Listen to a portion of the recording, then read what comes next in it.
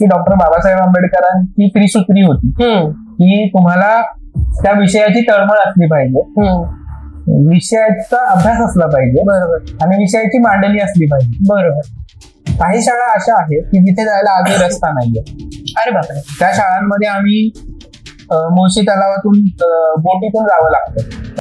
मुलांना ओळख माहिती होतं. तर जसं की आता आपण पाणी फाउंडेशनचं उदाहरण घेऊया. मोठं नाव आहे. कारण कदाचित ते जर सत्यजित भटकळने एकट्याने सुरू केलं असतं तर लोकांना नसतं माहिती. आता सगळ्या तिथे ज्या महिला होत्या सगळ्याच्या डोळ्यात पाणी होतं. मला सुद्धा म्हणजे मी जरी मालेगावचा असलो तरी घरातून पण घाबरत म्हणायची तिकडे येतात फिरत जाऊ नको. कारण नाही होत, संवाद नाहीये. की रमजान ईदला आम्ही असं ठरवलं की शिरकुर्मा तर ते बनवतात. बरोबर. आम्ही म्हणलं की आपण सत्यनारायणाचा प्रसाद होतं शिरा. तुमच्या देशाचा पत्ता काय?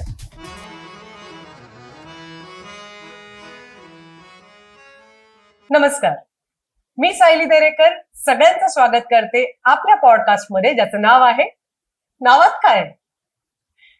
मित्र, आपल्या आसपास समाजामध्ये अशा अनेक गोष्टी घडत असतात की ज्या पाहताना अनुभवताना आपल्याला असं वाटतं की यात काहीतरी बदल व्हायला पाहिजे आणि कोणीतरी का होईना काहीतरी करून हा बदल घडवायला पाहिजे. असे अनेक तरुण आसपास असतात देखील जे यावर काम करत असतात. अशाच एका तरुणाला आज आपण भेटणार आहोत ज्याने समाजसेवेमध्ये आपले स्वतःचे काही पॅटर्न्स इंट्रोड्यूस केले, काहीतरी वेगळं घडवण्याचा प्रयत्न केला आणि त्यातून समाजात थोडाफार का होईना बदल नक्कीच घडलेला आहे. त्यामुळे आज आपण आपल्या नावात काय आहे या पॉडकास्ट मध्ये भेटणार आहोत एका समाजसेवेमध्ये स्वतःला झोकून दिलेल्या तरुणाला. त्यांचं नाव आहे राकेश पद्माकर मीना. तर सर, नमस्कार आणि नावात काय आहे या पॉडकास्ट मध्ये आपल्या मनापासून स्वागत. Thank you so much. सगळ्यात पहिला अगदी बेसिक प्रश्न, तुमच्या जनरेशन मध्ये किंवा आसपास जेवढी आपण मुलं बघतो तर त्यांना सगळ्यांना काहीतरी एक व्यवस्थित सेटल आयुष्य मिळेल किंवा कॅल्क्युलेटेड असं काहीतरी मिळेल, अशा करिअरकडे जाण्याचा नेहमीच त्यांचा कल आपल्याला दिसतो की ज्याच्यामध्ये आपण मेनस्ट्रीम जसं आपण म्हणतो तसं काहीतरी डॉक्टर, इंजिनियर, सीए, सीएस अशा कुठल्याही अभ्यासक्रमाकडे न वळता समाजसेवेकडे नेणारा जो एक MSW नावाचा कोर्स आहे तो तुम्ही केलात आणि समाजसेवेमध्ये काम सुरू केलं. तर या सगळ्या मागची प्रेरणा कुठून मिळाली?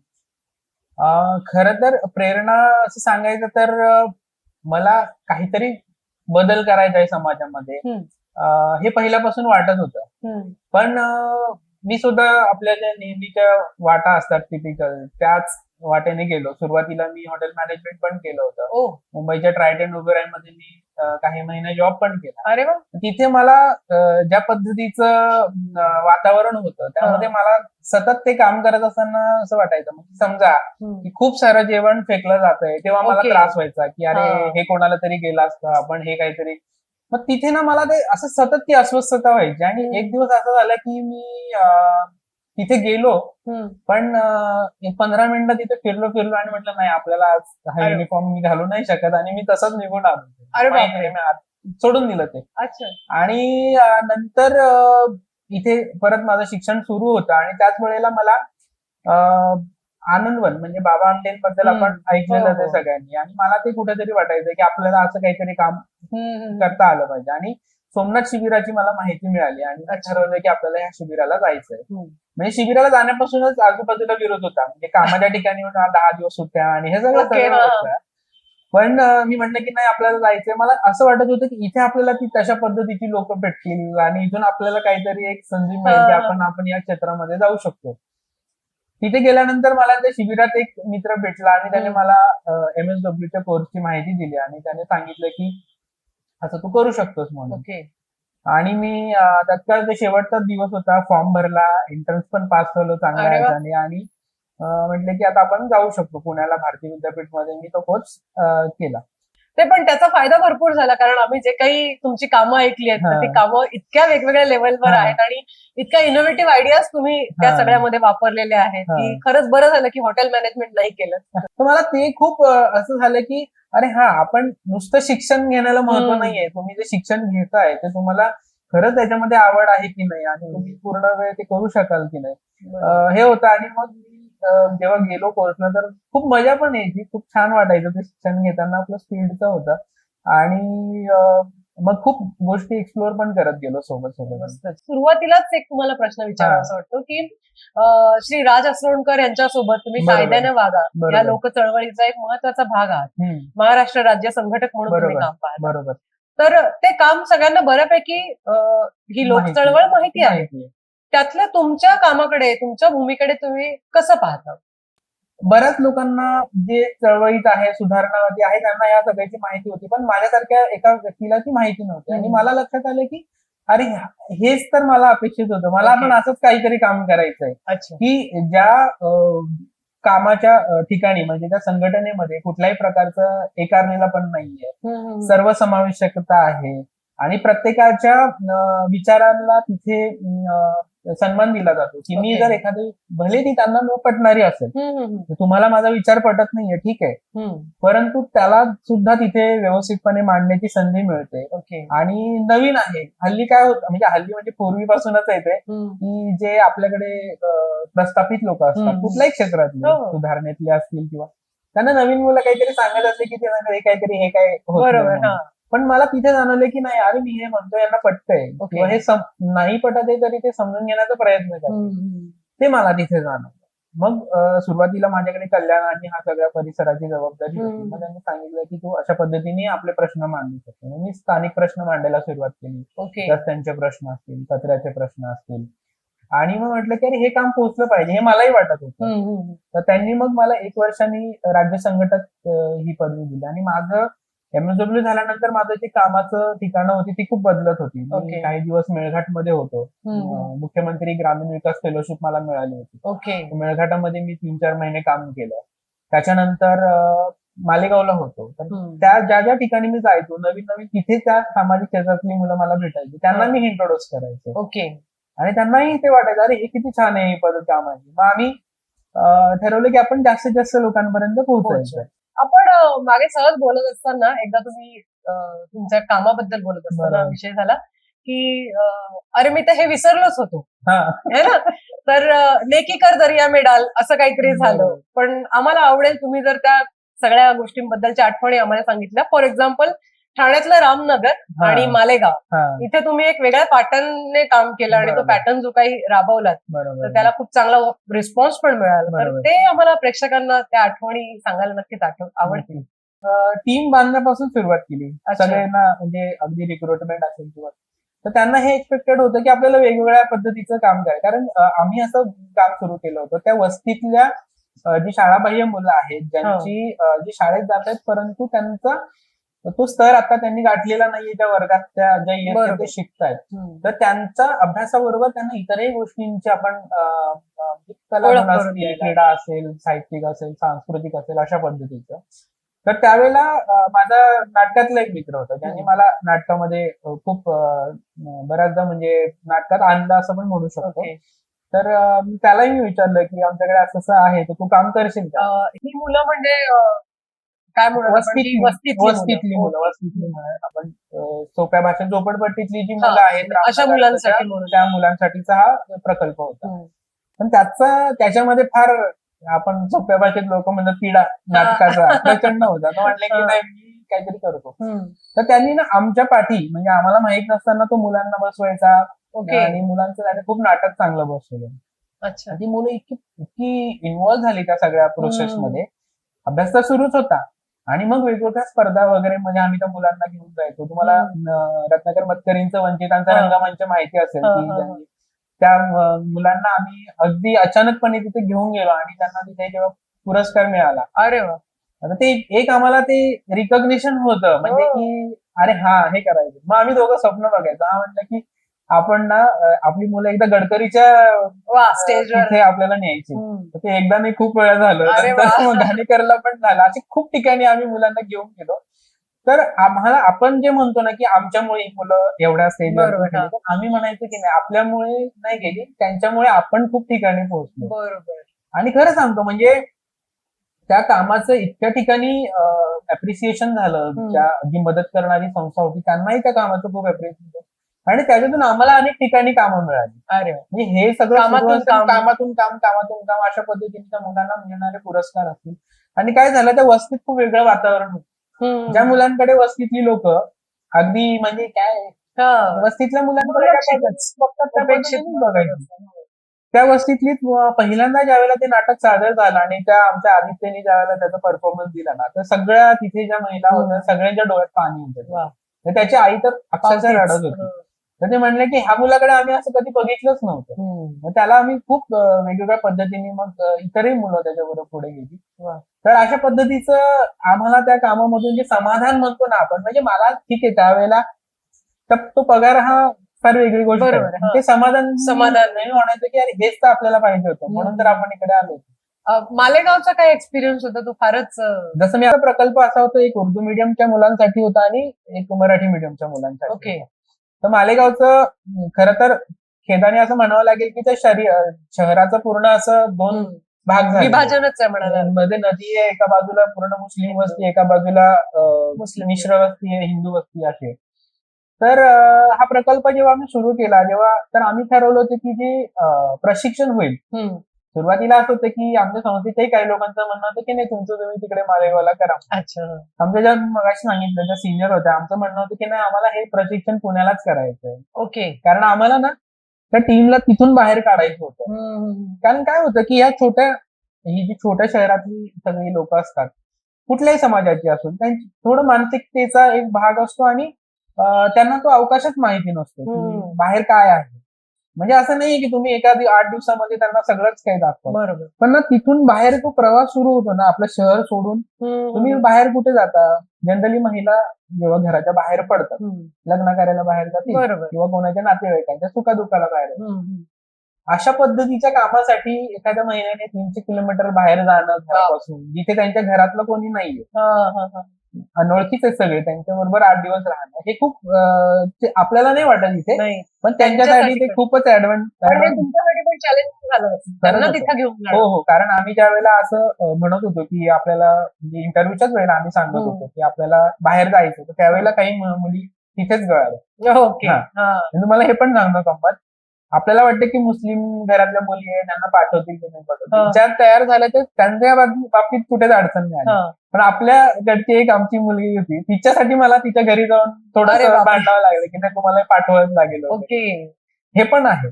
मग त्यांना मी हमी दिली की काही झालं तुमच्या सगळ्या पूर्ण 16च्या 16 मुलं असू देत की मुली असू देत सगळ्यांना मी व्यवस्थित ट्रेनिंगला घेऊन जाईल आणि 16च्या 16 जणांना व्यवस्थित परत घेऊन येईल. आणि तिथे गेल्यानंतर काय झालं की त्यांना ज्या पद्धतीचं वातावरण त्यांनी आणून ठेवलं सगळे मला तर वाटतं त्यातले 90% पहिल्यांदा पुण्याला येत होते. पुण्यात कोथरूडमध्ये एवढ्या लांब आणि मग तिथे या मुली जेव्हा बुरका वगैरे घालून फिरायला तर तिथे पण कोथरूड मधलं एक वेगळं वातावरण त्यांनाही ते वेगळं हे कुठून आले बाबा असं आणि संस्थेमध्ये सुद्धा. पण ज्या पद्धतीचं आमचं सेशन्स तिथे व्हायचे राजू इनामदार हे शिक्षण क्षेत्रातले आणि आपल्या सगळ्या चळवळीतले पुरोगामी चळवळीतलं खूप चांगलं नाव आहे. त्यांनी आम्हाला पहिले 2 दिवस खूप मोकळं केलं. ओके. आपल्याला स्वतःला मोकळं होणं तुम्हाला जर विद्यार्थ्यांबरोबर काम करायचं तर तुम्ही कम्फर्टेबल तेवढं व्हायला पाहिजे. आम्हाला मोकळं केलं. मग समानता जेंडर इक्वॅलिटी असे विषय मग अभ्यासाशी रिलेटेड आमचे विषय होते. खेळ होती गाणी होती बाहेर एक्सप्लोर करणं होतं वैज्ञानिक दृष्टिकोन या सगळ्या गोष्टी आम्ही त्या 8 दिवसामध्ये त्यांना त्याची ओळख करून शिकवलं नाही असं म्हणू शकत त्याची ओळख करून देण्याचा आम्ही त्यांना प्रयत्न केला आणि मग तिथून त्या कामाची सुरुवात झाली. मालेगावला आम्ही एक प्रयोग केला होता की रमजान ईदला आम्ही असं ठरवलं की शिरकुर्मा त्यात ते बनवतात. बरोबर. आम्ही म्हटलं की आपण ना सत्यनारायणाचं प्रसादाचा शिरा बनवतो आम्ही स्वतःच बनवला आणि म्हटलं की आपण हा घेऊन आपल्या तिकडच्या वस्तीमध्ये जायचं. अच्छा. आणि फक्त मुलं नाही तर त्यांच्या पालकांना वगैरे पण आपण तिथे बोलूया. आम्ही असं म्हणत सगळा तो शिरा वगैरे बनवून सत्यनारायणाचा शिरा ईदच्या दिवशी दुसऱ्या दिवशी आम्ही तिथे जाऊन सगळ्यांना एकदमच अभिनव होता प्रयोग. कारण मला सुद्धा म्हणजे मी जरी मालेगावचा असलो तरी घरातून पण घाबरत बनायचो तिकडे एकटाच फिरत जाऊ नको कारण नाही होत तो संवाद नाहीये. मी आपलं असं ते हेडफोन लावून हाफ पॅन्ट रिपोर्ट घालून संध्याकाळी मी रोज फिरायचो गाडी घेऊन तिकडे. तर मला माहिती होतं आणि मला तुम्हाला सांगतो मला कुठल्याही पद्धतीचा कधीही काही त्रास झालेला नाही. मग आम्ही सगळी टीम आम्ही तिकडे गेलो आणि सगळे मुलं तर होतेच पण वस्तीतले पण लोकांना आम्ही बोलवलं होतं. तुम्हाला सांगतो त्यांना इतकं आनंद झाला. त्यातला एक माणूस होता तो म्हणले की मी बोला कि 30 साल के बाद मैं ये खा रहा हूँ. अरे बापरे. हाँ, कि हम बचपन में हमारे बाजू में रहते थे तो आम्ही खाते थे. ओ. त्याला इतकं ते बरं झालं. मग तो आम्हाला 2-4 ठिकाणी घेऊन गेला. म्हणाले की ये अभी अभी हज से आहे. अच्छा. हा, उमरा करके आहे. तर त्यांनी आम्हाला काय केलं माहितीये का, त्यांच्याकडून जमजमचं पाणी असतं जसं आपल्याकडे गंगेचं बरोबर. पवित्र पाणी. पवित्र तर त्यांनी तिकडचं पाणी आणलेलं बॉटलमध्ये. तो म्हणाला की हे आपके लिए. अरे वा. आणि तो एवढा डायलॉग आहे. आम्हाला काय असं एक्सपेक्टेड नव्हतं की आपल्याला असं काही अनुभव येतील, पण ते इतकं झालं आणि त्याची आम्ही खूप म्हणजे चर्चा पण झाली त्या गोष्टींची. तिथल्या स्थानिक लोकांमध्ये नगरसेवक वगैरे ते सुद्धा तिकडे आले नंतर आम्हाला हे काम बघायला. तर मला काय वाटतं की आता हे काय आमच्या त्या पॅटर्न मध्ये होतं काय त्यांनी आम्हाला सांगितलं नव्हतं की तुम्हाला शिक्षणाबरोबर असं काही करायचंय. बरोबर. पण ज्यावेळेला तुम्ही त्या वस्तीमध्ये काम करताय तर तिथल्या विद्यार्थ्यांबरोबर त्यांचे पालक सुद्धा महत्वाचा घटक आहे, ती वस्ती सुद्धा महत्वाचा घटक आहे.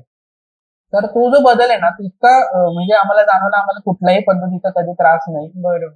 आणखीन एक मला आता आठवलं म्हणून बोलतो. मी पहिली मीटिंग तिकडे घेत होतो आणि अनुभव ठाण्याचा असल्यामुळे मी सांगत होतो की मुलांना नाटक गाणं हे तसं गृहीत धरून. हा. तर त्या मी बोलता बोलता त्या मॅडमने मला हळूच सांगितलं की आप गाना डान्स वगैरे का मत बोलो. ओके. पेरेंट्स हमारे जो भेजेंगे नाही. त्यांनी म्हटलं सॉरी ठीक आहे म्हटलं. पण तुम्हाला सांगतो एकच वर्षामध्ये आमची गॅदरिंग होती मुलांची. त्याच्यामध्ये अनेक विद्यार्थ्यांनी लहान मुलांनी तिथे डान्स पण परफॉर्मन्स केला आणि गाणं पण सादर केलं. हे काय आम्हाला अपेक्षित आम्ही म्हटलं की त्यांना ते वाटू दे. फोर्सफुली काहीच करायचं नाही. त्यांना जेव्हा वाटेल तेव्हा ते त्यांच्या पद्धतीने करतील. आणि त्यांनी ते सादर केलं.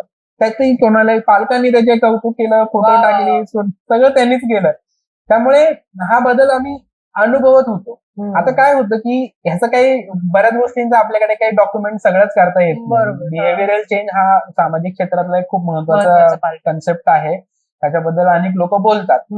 पण त्याचं काही पद्धतीने तुम्ही डॉक्युमेंटेशन करू शकता. पण भावना कशा डॉक्युमेंट करणार? बरोबर. त्या नाही होती. ते फिलिंग आम्ही जे आमच्यामध्ये तीच ऊर्जा तेच काम घेऊन पुढे पुढे पुढे पुढे आम्ही त्या इंटेन्शनचं एक बाय प्रोडक्ट म्हणून की त्यातून हे सगळे बदल घडत आले. परिवर्तन म्हणून नुसतं बदल नाही की ते त्यांनी परफॉर्म करणं ही खूप मोठी गोष्ट होती. देश म्हणजे काय?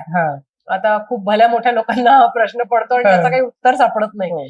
पण तुम्ही एक असं काहीतरी पॅटर्न राबवलात खेळाच्या माध्यमातून की ज्यातून मुलांपर्यंत ही मूल्य पोहोचतील देशाबद्दलची. तर साने गुरुजी स्मारक पासून सुरू झालेला हा प्रवास देश म्हणजे काय या वर्कशॉप पर्यंत कसा तुम्ही रेखाटाल? त्याचं ना असं झालं की ही कन्सेप्ट पण मी राजा सरोंडकरांकडून पहिल्यांदा ऐकली की तुमच्या देशाचा पत्ता काय. अच्छा. आपल्याला देशाचा पत्ता म्हणले की आपल्याला काय आठवतं? तुम्हाला काय आठवतं? नकाशा आठवतं. आणि काय आठवतं? आपण पहिल्यांदा पोचतो भारत पाकिस्तानच्या सीमेवरती. आलं ना डोक्यामध्ये? असं खूप जणांचं होतं. तर त्यावेळेला ना त्यांनी खूप छान कन्सेप्ट आम्हाला समजावली शिबिरांमध्ये आणि बोलताना की तुमच्या देशाचा पत्ता हा तुमचं घर आहे. तुम्ही तिथे राहता तोच तुमचा देश आहे. बरोबर. तुमचा देश सुरू होतो तुमच्यापासून. बरोबर. आणि हे डोक्यात ते होतं तयार झालेलं. आणि साने गुरुजी स्मारकामध्ये काय आहे, साने गुरुजी राष्ट्रीय स्मारक माणगावला आहे रायगडला. तर त्या ठिकाणी ते साने गुरुजींच्या विचारांचं स्मारक आहे असं आम्ही म्हणतो. तुम्हाला कुठल्याही स्मारकामध्ये गेल्यानंतर त्यांचे व्यक्तींचे पुतळे दिसतात. साने गुरुजी राष्ट्रीय स्मारकात तुम्हाला साने गुरुजींचा कुठेही पुतळा दिसणार नाही. कारण ते विचारांचं स्मारक आहे. तुम्हाला तिथे प्रत्येक ठिकाणी जाणवतील की साने गुरुजींचा हा सहवास आहे. बरं ते स्वतः तिथे कधी आले नाही. हे आताचं 25 वर्षापूर्वीचं बनलेलं स्मारक आहे. तर तिथे महाराष्ट्रातल्या भारतातल्या वेगवेगळ्या ठिकाणची तरुण मुलं मुली येत असतात किंवा शाळांची शिबिरं वगैरे होत असतात. तर त्या शिबिरांमध्ये मी तिथे व्यवस्थापक म्हणून होतो. पण मी त्याबरोबर शिबिरांमध्ये काही ऍक्टिव्हिटीज घेत होतो. एकदा असंच आमच्याकडे शिबिर होतं आणि मला ते शिबिरामध्ये आज काही मुलांना वेगळं हे सुरू म्हणजे काहीतरी ऍक्टिव्हिटी घ्यायची असं माझ्या डोक्यात होतं. त्यावेळेला मला सुचलं की आपण मुलांची देश या विषयावरती बोलूया. बरं आता काय आहे ना, मुलांना फक्त बोलणं ते तुम्ही किती तत्वज्ञ आहात ती तुमच्याजवळ ठेवा ते म्हणतात. बरोबर. त्यांना इन्व्हॉल्व्ह करणं खूप गरजेचं. त्यांना सांगितलं की तुम्ही स्मारकात जिकडे तुम्हाला काय मिळेल ते घ्या. आणि त्यांनी ती वस्तू सगळ्या गोळा करून वगैरे आणली. म्हटलं की तुम्हाला आता तुमचा देश बनवायचा. अच्छा. देश बनवायचा आहे म्हटल्यानंतर मग काय, मग त्या मुलांनी त्या मिळालेल्या सगळ्या वस्तूंपासून भारताचा असा नकाशा नकाशा तिकडे आउटलाईन तयार केली. आउटलाईन तयार केली Okay. अशी.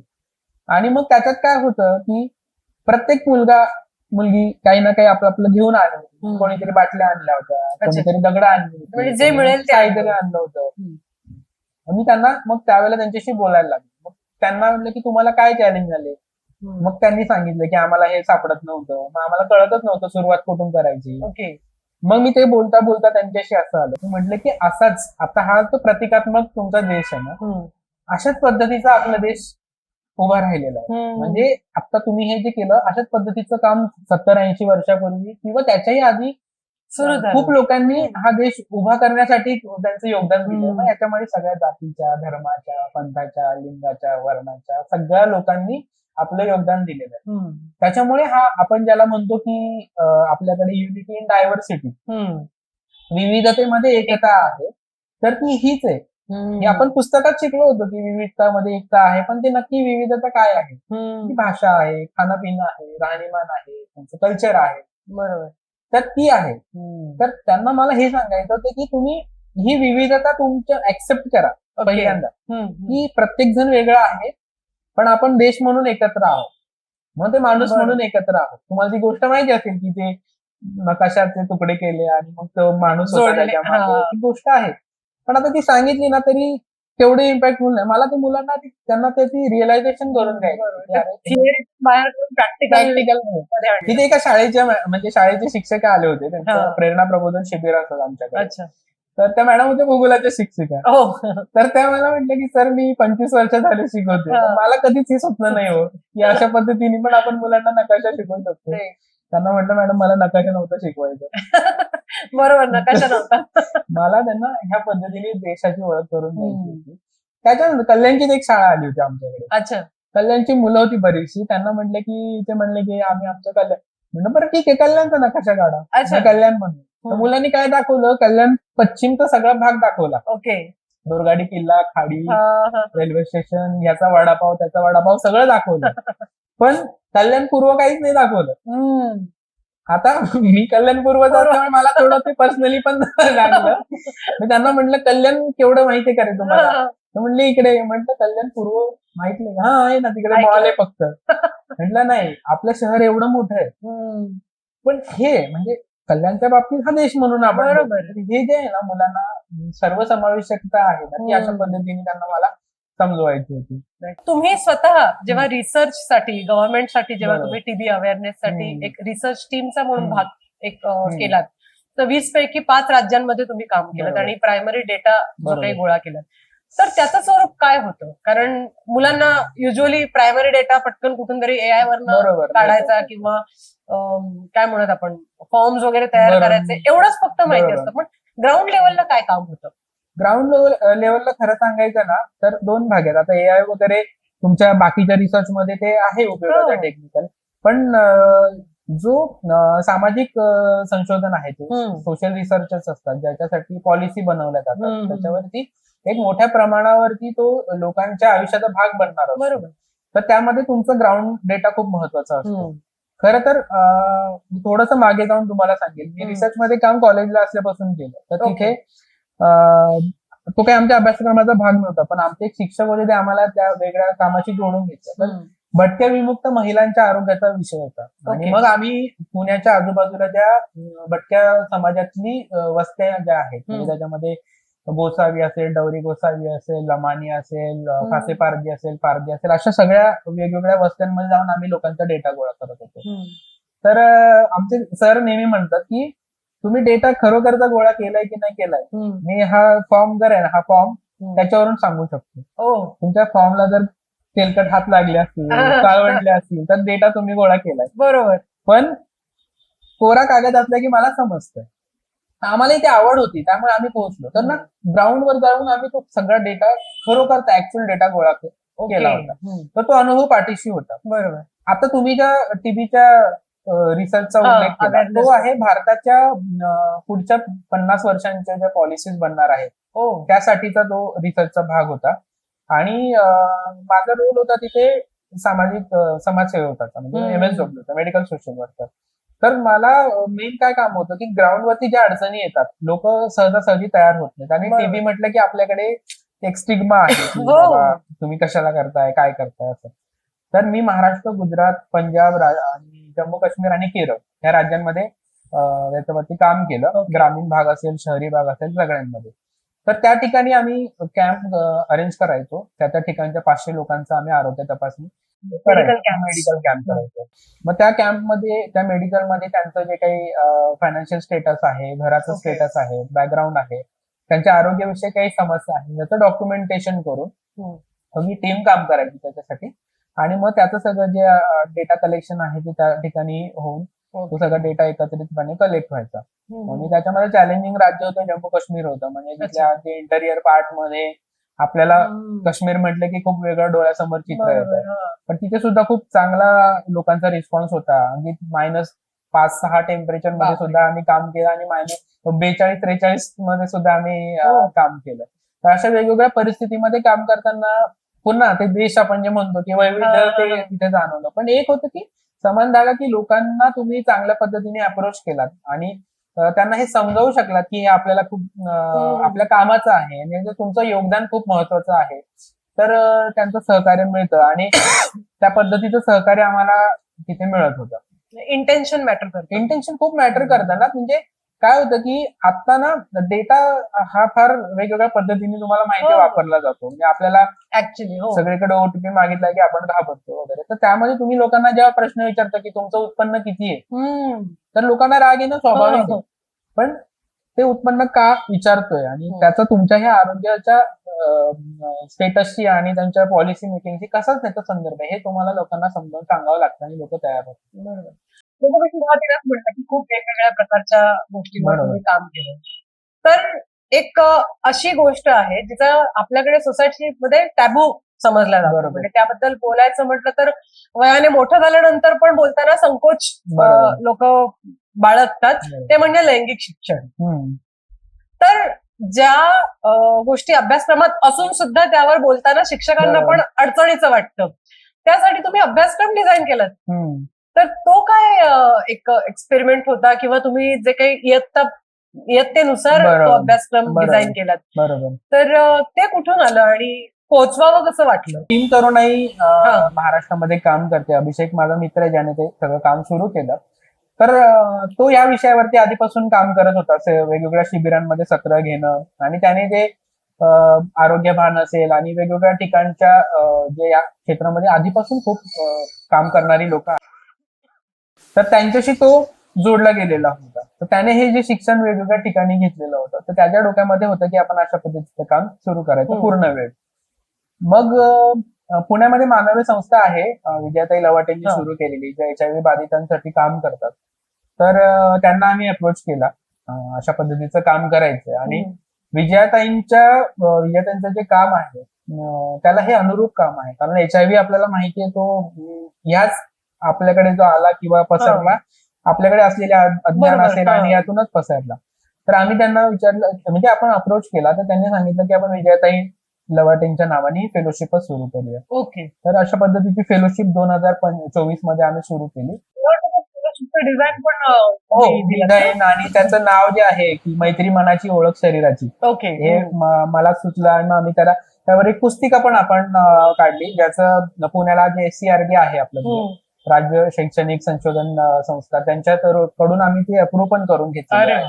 त्या अभ्यासक्रमामध्ये आम्ही हे नाही म्हणत की ते सगळं आमचं आहे. आम्ही त्याच्या सगळ्यांचं क्रेडिट दिलेलं आहे ज्या ज्या लोकांनी ते सगळं डिझाईन केलं. आम्ही त्याला एकत्रित आणलं काही आमच्या ऍक्टिव्हिटीज त्याच्यामध्ये इन्व्हॉल्व्ह केल्या आणि तो अभ्यासक्रम डिझाईन केला. कारण 1ली ते 4थीच्या विद्यार्थ्यांची जी शैक्षणिक किंवा समज पातळी आहे ती वेगळी आहे.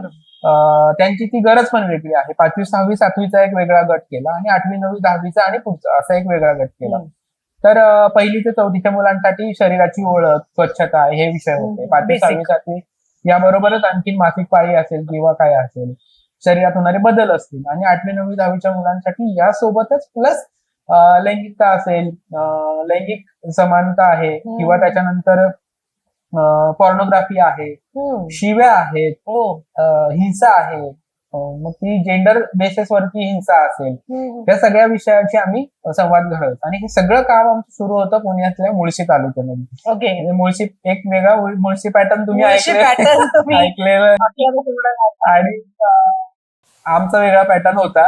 पण खरं सांगतो खूप चॅलेंजिंग तालुका आहे तो. कारण एक तर तो पुणे शहराला लागून आहे, अर्ध ते पुणे त्याच्यामध्ये सेमी अर्बनाइज आहे. तिथे गाव पण हरवत चाललंय, शहरं त्याच्यामध्ये आलेली आहेत, आयटी बरोबर. हब आहेत, खूप प्रकारचे तिथे अट्रॅक्शन्स आहेत म्हणजे मुलांना, की ज्याच्यामध्ये ते लवकर त्याला तुम्ही बळी पडू शकता. अशा पद्धतीच्या गोष्टी तिथे आहेत. आणि त्या ठिकाणी सुद्धा तुम्हाला सांगतो की आश्चर्य वाटेल की काही शाळा अशा आहेत की जिथे जायला आजही रस्ता नाहीये. अरे बापरे. त्या शाळांमध्ये आम्ही मुळशी तलावातून बोटीतून जावं लागतं. अच्छा. ते शिक्षक रोज त्या शाळेमध्ये स्वतःची बाईक त्या बोटीमध्ये टाकून पलीकडे घेऊन जातात. हो. ते जाताना गावातल्या लोकांचं काही रेशन विशन असेल अरे अशा बापरे. इतकं चॅलेंजिंग मुळशी तालुक्यातलं. अजूनही. त्या ठिकाणी आम्ही पोहोचलो. आम्ही जवळपास मला वाटतं 150 गावांमध्ये पोहोचलो आम्ही वा. पूर्ण वर्षभरामध्ये. आमची टीम होती. माझं काम होतं त्यांचं सगळं कोऑर्डिनेशन बघणं, त्यांना गाईड करणं, त्यांचं मॅनेजमेंट बघणं, त्यांचे शेड्यूल करणं. पूर्ण आमची टीम होती, 3 मुलं अशा पद्धतीने ते बाईकवर स्वतः जायचे, तर बाईकवर पोहोचायचे. आणि असं होतं की काही काही शाळांमध्ये आता एकच विद्यार्थी राहिले. अरे बापरे. फक्त एक अख्ख्या शाळेत एक अख्ख्या विद्यार्थी. गावातली एक शाळा, एक विद्यार्थी. हो. पण तिथे एकच शिक्षक जाऊन त्या मुलांसाठी शिकवतात. वा. आणि आम्ही सुद्धा त्या एका विद्यार्थ्यासाठी पूर्ण सत्र घेतलेले आहेत. की आम्हाला खूप वेगळे अनुभव आले. मुलं आम्हाला अशा गोष्टी सांगायचे, 8वी 9वीतली मुलं, की आम्ही शॉक व्हायचो. अरे बापरे. आम्ही काय करायचो, मुलांना चिठ्ठ्या द्यायचो, त्यांना सांगायचो की तुमचे प्रश्न चिठ्ठीतून मांडा. ओके. आम्हाला कळणार नाही की कोणी प्रश्न विचारला. मुलांना ओयो माहिती होतं. मुलांनी आम्हाला प्रश्न विचारला की ओयो मध्ये आय कार्ड का आधार कार्ड का मागतात. हे आम्ही शॉक होतो, आम्हाला काहीच माहिती नव्हतं असं वाटायचं. पण ना तो संवाद नाहीये. पालकांशी आम्ही संवाद करायचो. सुरुवातीला काही शाळांनी आम्हाला विरोध पण केला, ते म्हणले की नाही तुम्ही हे सेशन वेगळे घ्या. अच्छा. पण आता बघा आम्ही आपल्याला 9वी 10वी मध्ये तो धडा होता, प्रजनचा धडा आला की शिक्षकांना पहिलं टेन्शन यायचं, कसं शिकवू, हे हा शिकवू. मी हे बघितलेलं आहे की मी ज्या क्लासमध्ये शिकवायचो त्या मॅडम म्हटले की सर हा एवढा धडा तुम्ही शिकवून टाका मुलांना. नाही, मी मुलींना शिकवते, तुम्ही मुलांना शिकवा. अरे मी म्हटलं मी शिकवेल, पण मी एकत्र शिकवेल. बरं, मुलांना काय व्हायचं की आधीच शिक्षकांनी त्यांना वेगळं केल्यामुळे त्यांना वाटायचं काहीतरी वेगळं गडबड आहे म्हणून वेगळं केलं. तर म्हटलं एकत्र बसवलं. त्यांना म्हटलं तुम्हाला काय हसायचं ते आधी हसा किंवा नंतर हसा, शिकवताना हसू नका. आणि इतक्या सायंटिफिक पद्धतीने तो धडा जेव्हा शिकवला ना, कोणी हसत नव्हतं, काही नव्हतं. आपलं शरीर, आपल्या शरीराची ओळख ही आपल्याला नीट करून दिली जात नाही. साधं तुम्हाला सांगतो, आपल्याकडे ना आंघोळ कशी करायची हे पण मुलांना नीट शिकवलं जातं, माहितीच नसतं. स्वतःच्या अंतर्गत जे शरीराचे भाग आहे त्याची स्वच्छता कशी ठेवायची ते शिकवलं जात नाही. बरं, आपल्याला काय वाटतं हे काय सांगायच्या गोष्टी आहेत का? पण ते न सांगितल्यामुळे त्यांच्यामध्ये होणारे खूप आजार असतील किंवा परिणाम असतील, ते सुद्धा आपण त्याचे परिणाम आपण खूप ठिकाणी बघतोय. ओके. ज्यांना समाजात काहीतरी घडवायचं, काहीतरी तो बदल करायचा, बरोबर. तर MSW न करता सुद्धा ते कशा पद्धतीने आपलं योगदान देऊ शकतात? हे बघा, तुम्हाला एक गोष्ट सांगू का, खरं तर MSW न करता खूप लोकांनी खूप चांगलं काम केलेलं आहे. ते आहे. म्हणजे माझ्या बरोबरीला मला खरं तर असे लोक होते की मी त्याच्यातला अल्पसंख्याक होते. खूप मोठा अवकाश आहे. त्याच्यासाठी तुम्हाला एकच पर्टिक्युलर कोर्समध्ये तुम्ही केलं आणि तुम्ही काम करू शकता असं काही नाही. तुम्ही त्या वेगवेगळ्या कोर्सेसच्या माध्यमातून वेगवेगळ्या पद्धतीने वेगवेगळ्या सामाजिक संस्थांची असेल किंवा त्याला पाठबळ देणाऱ्या इन्स्टिट्यूट आहेत त्यांच्याशी जोडले जाऊ शकतात. बँगलोरला अजिम प्रेमजी सारखी युनिव्हर्सिटी आहे. अजिम प्रेमजी हे शिक्षणावरती खूप मोठ्या प्रमाणात खर्च करतात. तर तिथे त्यांचे डेव्हलपमेंटचे कोर्सेस आहेत, एज्युकेशन सारखे कोर्सेस आहेत, ते पूर्णपणे फेलोशिप देतात तुम्हाला. अशा खूप साऱ्या फेलोशिप आहेत, स्कॉलरशिप्स आहेत, ज्या तुम्हाला वेगवेगळ्या परीक्षा देऊन माहिती होऊ शकतात. आणि अजिम प्रेमजीतून बाहेर पडलेल्या विद्यार्थ्यांना फायनान्शियली सुद्धा चांगला बॅकअप मिळतो आणि ते चांगल्या ठिकाणी काम करतायत. म्हणजे माझ्या ओळखीतले अनेक जण आहेत आणि करू शकतात.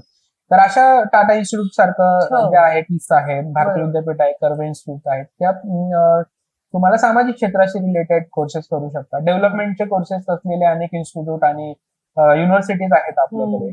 तर त्या ठिकाणी सुद्धा शिक्षण घेऊन तुम्ही तुमच्या असलेल्या टॅलेंटला अकॅडमिक पाठबळ देऊन तुमचं स्वतःचं CV चांगल्या पद्धतीने स्ट्रॉंग बनवून या क्षेत्रामध्ये येऊ शकतात आणि काम करू शकतात. खूपच एक बेसिक पहिल्यापासून प्रश्न मला नेहमी पडतो की जेव्हा आपण एखाद्या एनजीओ सोबत किंवा हा. कुठलेही सामाजिक कार्य करतो तेव्हा जर एखादी नावाजलेली व्यक्ती त्या कामासोबत जोडली गेली तर फरक पडतो का? आणि जर फरक पडत असेल तर म्हणजे काय त्याचा काय इम्पॅक्ट असतो तो? आपल्याकडे ना फेस व्हॅल्यू खूप महत्वाची आहे. म्हणूनच विचारलं. आपलं इंटेन्शन खूप चांगलं आहे पण आपलं नाव नाहीये. हा, मग जेव्हा त्या कामात एखादी नावाजलेली व्यक्ती जोडल्या जाते हा. तर काय फरक पडतो? फरक पडतो. काय होतं की फेस व्हॅल्यू मी म्हटलं त्याप्रमाणे की एक विश्वासार्हता तयार झालेली असते की अरे ही व्यक्ती ह्याच्या सोबत आहे म्हणजे हे काम चांगलंच असेल. तर जसं की आता आपण पाणी फाउंडेशनचं उदाहरण घेऊया. मोठं नाव आहे कारण कदाचित ते जर सत्यजित भटकळने एकट्याने सुरू केलं असतं तर लोकांना नसतं माहिती. सत्यजित भटकळची आयडिया हे दोघांचं हे खूप गरजेचं असतं. फक्त फेस असून उपयोग नाही. बरोबर एकदा त्या कामपद्धतीची तुमची तुम्हाला किती आत्मीयता तळमळ आहे. आहे जी. म्हणजे आमच्या चळवळीचं जे आम्ही सांगतो की कायद्याने वागा ही चळवळ कशावर उभी आहे तर राजा सुरवणकर म्हणतात की डॉक्टर बाबासाहेब आंबेडकरांची त्रिसूत्री होती की तुम्हाला त्या विषयाची तळमळ असली पाहिजे, विषयाचा अभ्यास असला पाहिजे बरोबर आणि विषयाची मांडणी असली पाहिजे. बरोबर हे 3 गोष्टी तुमच्याकडे असेल तर तुम्ही ते मांडू पूर्ण शकता. उभं करू शकता. मग नावात काय? नावात काय आहे मला असं वाटतं की नाव आपण उभं करायला पाहिजे जरी फेस व्हॅल्यू नसली तरी. आणि वेळ लागतो. जसं म्हटलं की बदल ही प्रक्रिया आहे, त्याला वेळ द्यावा लागतो. तर ते नाव उभं करायला वेळ जाईल पण होईल एका दिवशी तयार आणि मग आपण बघू त्याचा बदल कसा होतोय आणखी. सक्सेस म्हणजे तुम्हाला मिळणारा आनंद आहे. म्हणजे मी मगाशी म्हटलं ना तुम्हाला की ते समाधान आहे, ती भावना तुम्ही बरोबर करू शकत नाही. तुम्हाला त्या कामातून जर समाधान मिळतं ना, शांत झोप लागली ना तर तेच सक्सेस आहे. आपल्या पॉडकास्ट मध्ये नावात काय आहे मध्ये आपण एक जल्दी 5 सारखा एक रॅपिड बरं. क्वेश्चन्स घेतो. तर तुम्ही तुमच्या मनात जे काही येईल त्यानुसार पटकन उत्तर द्याल. समाजसेवा करताना हवीच अशी एक गोष्ट. संपर्क लोकांचा. वा उत्तर अगदीच आतापर्यंत आपण जे काही बोललो त्यामध्ये संपर्काचाच खरं तर भाग खूप मोठा झालाय. एका वाक्यात काय सांगाल बदलता भारतीय तरुण समाज? तरुण समाज. तरुण समाजाचा तरुण समाज काय तोच भारत बदलू शकतो. बरोबर. आणि आता तर आपण खरंच भारत तरुण सध्या आहे. समाजसेवा ही इमोशनल होऊन करता येते की न्यूट्रल राहायला पाहिजे?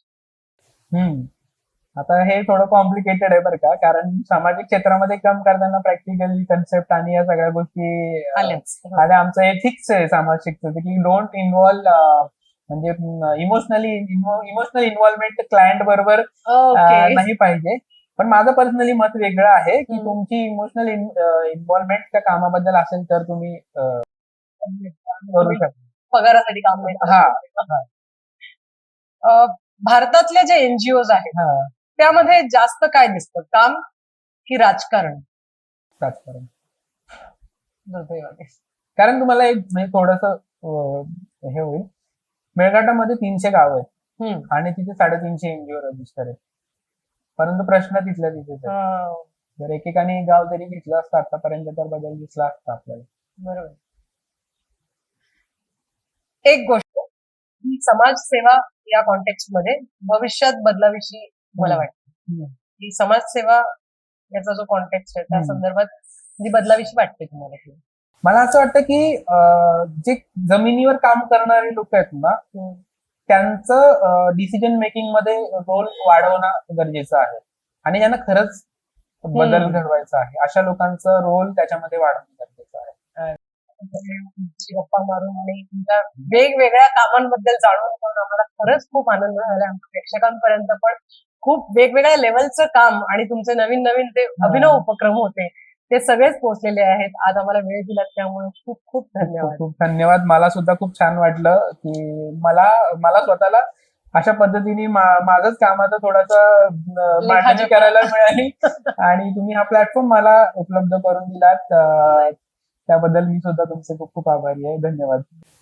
नावात कायचा हा एपिसोड पूर्ण पाहिल्याबद्दल खूप खूप धन्यवाद. अशाच प्रकारच्या दर्जेदार कंटेंटसाठी आम्हाला नक्की फॉलो करा आणि हो लाईक, कमेंट आणि सबस्क्राईब करायला विसरू नका. आपलं मराठी युट्यूब चॅनल 14 खडी. आपली स्टाईल आपली भाषा.